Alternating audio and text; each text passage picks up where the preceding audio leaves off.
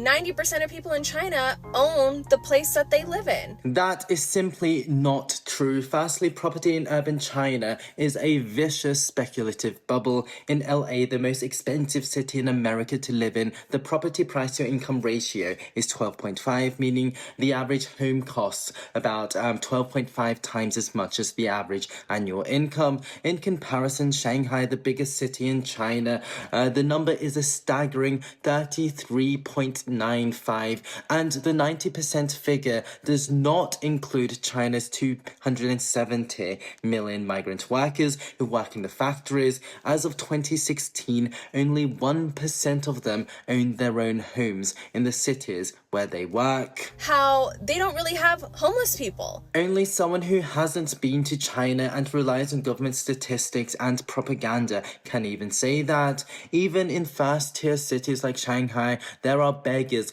literally everywhere. The real reason statistics don't show any homelessness is because the aforementioned 270 million migrant workers who live in the cities aren't considered as residents of those cities, and therefore when they fall upon hard times, which because of the failing economy is right now, they are treated almost like illegal immigrants in the US. They don't show up on statistics, they don't get healthcare, no welfare, they're just expected to go back to their hometowns, but in reality, many just become homeless. They don't have a drug problem.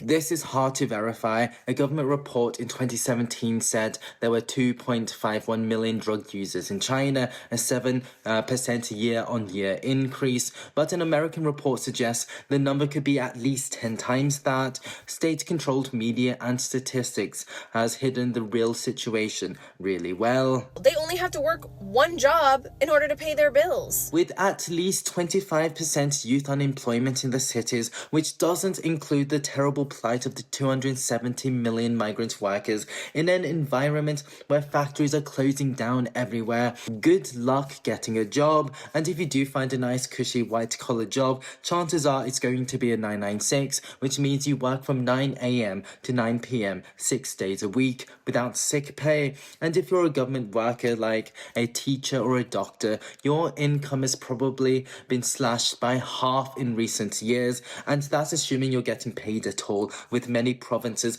practically going bankrupt and not paying their workers.